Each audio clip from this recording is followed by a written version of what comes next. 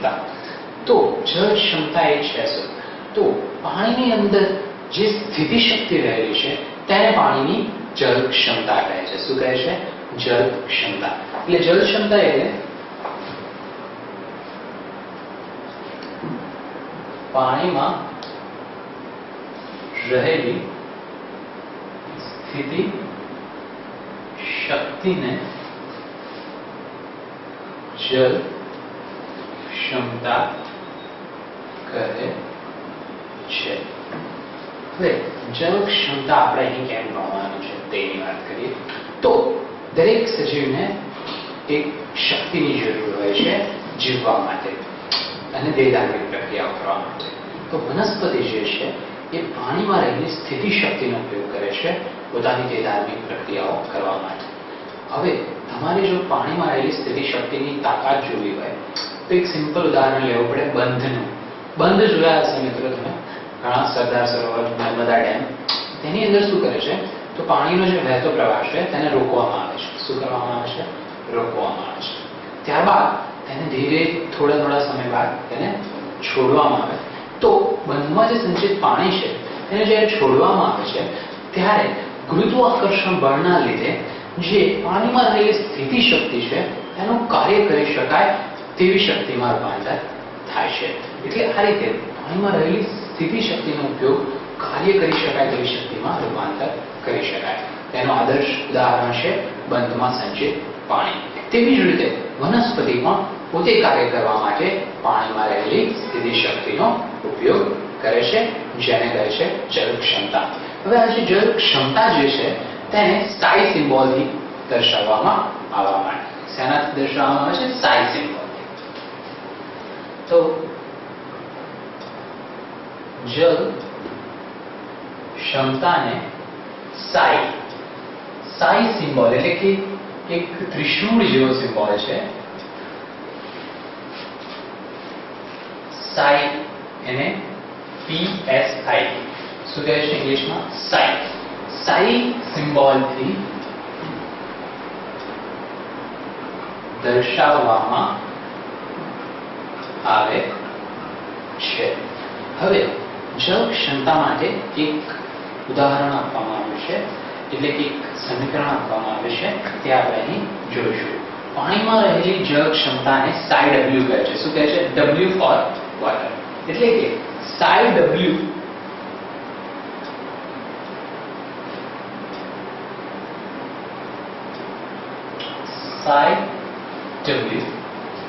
is equal to psi S plus psi P plus psi G.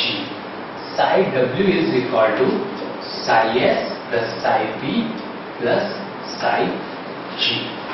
હવે આમાં psi S શું છે, psi P શું છે અને psi G શું છે? તો psi S એટલે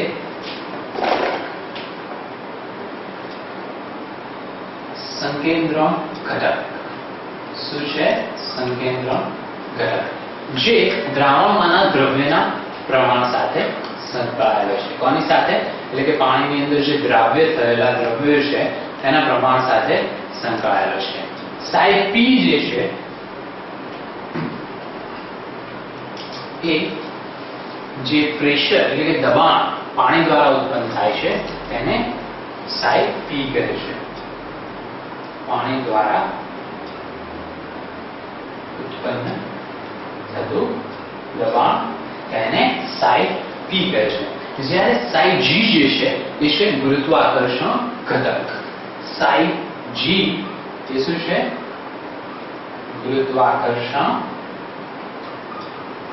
ઘટક. એને શું કહે છે? psi G.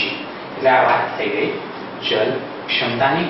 તે ત્રણ ઘટકો પર આધાર રાખે છે, psi S, psi P અને psi G પર.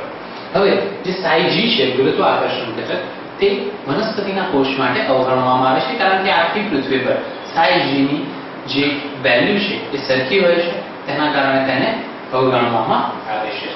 એટલે psi G ને વનસ્પતિ કોષ માટે અવગણવામાં આવે છે. તેથી જે નવું સમીકરણ છે તે આવું થશે psi w is equal to psi s plus psi p. psi g ને અવગણીએ ત્યારે psi w is equal to psi s plus psi p. હવે psi s અને psi p ને સમજીશું આપણે. તો જ્યારે પાણી જે છે એ બહારથી કોષની અંદર દાખલ થાય ત્યારે તે કોષની દિવાલ ઉપર દબાણ સર્જે છે. જેમ જેમ આ દબાણ વધે છે તેમ તેમ psi p ની વેલ્યુ વધે છે. એટલે કે કોષમાં જ્યારે પાણી દાખલ થાય છે ત્યારે દાખલ થયેલા પાણીના કારણે કોષ દિવાલ પર દબાણ સર્જાય છે જે psi p ની વેલ્યુ બતાવે છે. એટલે કે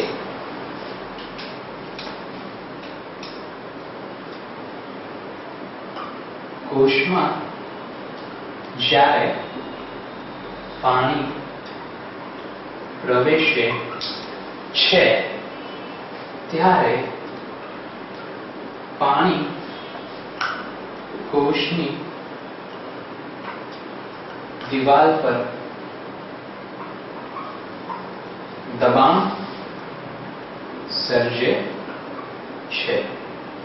આ દબાણ જેમ વધે છે તેમ psi p ની વેલ્યુ વધે છે. અને જેમ પાણી અંદર કોષની દાખલ થાય તેમ જે જળ ક્ષમતાનો તફાવત છે કોષની અંદર અને બહાર તે ઓછો થતો જાય છે. હવે જ્યારે કોષની અંદર દ્રવ્યનું સંકેન્દ્રણ વધારે હોય ત્યારે તેમાં psi s ની વેલ્યુ કે કિંમત ઘટે છે અને psi s ની કિંમત ઘટવાના કારણે જળ ક્ષમતા ઘટે છે. જ્યારે કોષની અંદરના સંકેન્દ્રણ વધી જાય દ્રવ્યનું ત્યારે psi s ની વેલ્યુ ઘટે છે. આ psi s ની વેલ્યુ ઘટવાથી જળ ક્ષમતા ઘટે છે. જળ ક્ષમતા ઘટવાથી દ્રવ્યના અણુઓ જે છે એ ઓછી જળ ક્ષમતાથી વધારે જળ ક્ષમતા તરફ આવે છે એટલે તે અંદર દાખલ થાય છે. મિત્રો psi s એટલે શું છે? સંકેન્દ્રણ ઘટક. પણ કોનું સંકેન્દ્રણ? તો પાણીનું સંકેન્દ્રણ. તેને શું કહે છે? psi s. હવે જ્યારે દ્રવ્યના અણુઓનું સંકેન્દ્રણ વધશે ત્યારે ધારો કે 10 ગ્રામ મીઠું 100 ml પાણીમાં છે અને 20 ગ્રામ મીઠું 100 ml પાણીમાં છે. તો કયા દ્રાવણમાં પાણીનું સંકેન્દ્રણ વધારે હશે? તો તે હશે 10 ગ્રામમાં. એટલે જ્યારે દ્રવ્યના અણુઓનું સંકેન્દ્રણ વધે છે ત્યારે દ્રાવણની અંદર પાણીનું સંકેન્દ્રણ ઘટે છે. તેવી જ રીતે જ્યારે કોષમાં દ્રવ્યના અણુઓનું સંકેન્દ્રણ વધશે તો તેની સામે પાણીનું સંકેન્દ્રણ ઘટશે. એટલે psi s ની કિંમત ઘટશે.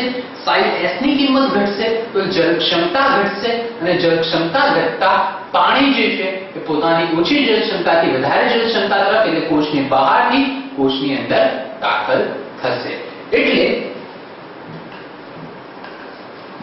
જ્યારે કોષની અંદર દ્રવ્યના અણુઓનું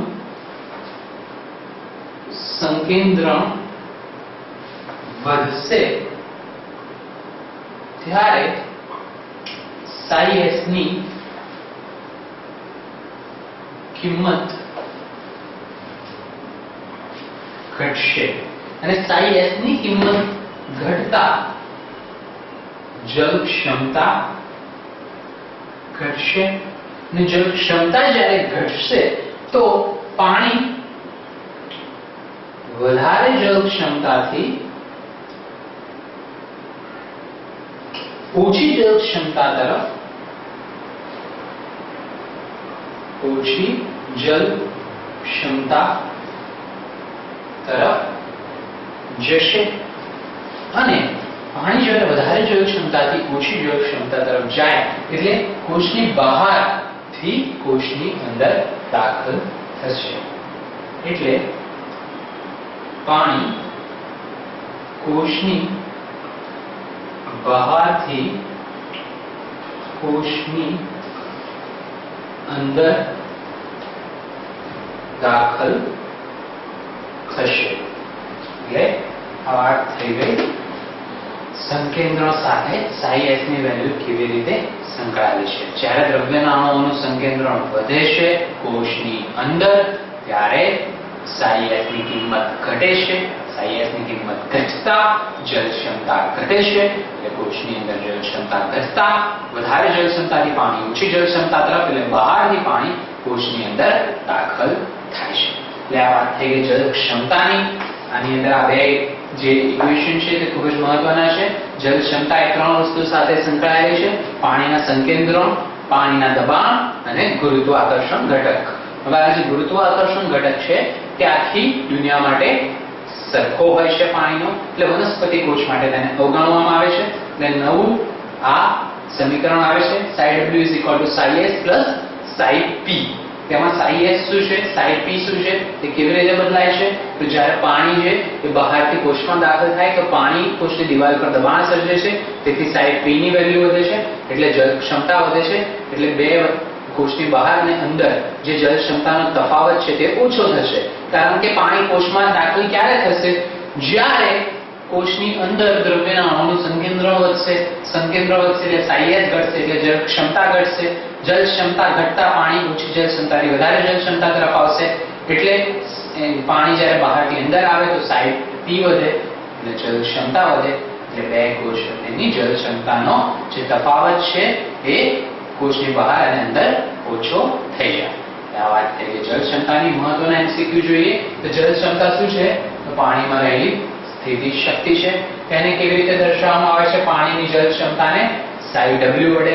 તે શેના ઉપર આધાર રાખે છે? psi s, psi p, psi g, psi s, psi સંકેન્દ્રણ ઘટક છે, આ પાણીનું દબાણ છે, અને આ ગુરુત્વાકર્ષણ ઘટક છે. હવે psi g જે છે એને વનસ્પતિ કોષ માટે અવગણવામાં આવે છે. એટલે નવું જે સમીકરણ છે આ છે. હવે જ્યારે પાણી જે છે એ કોષમાં પ્રવેશે ત્યારે કોષની દિવાલ પર શું કરે છે? દબાણ સર્જે છે. આ દબાણથી psi p ની વેલ્યુ વધે છે.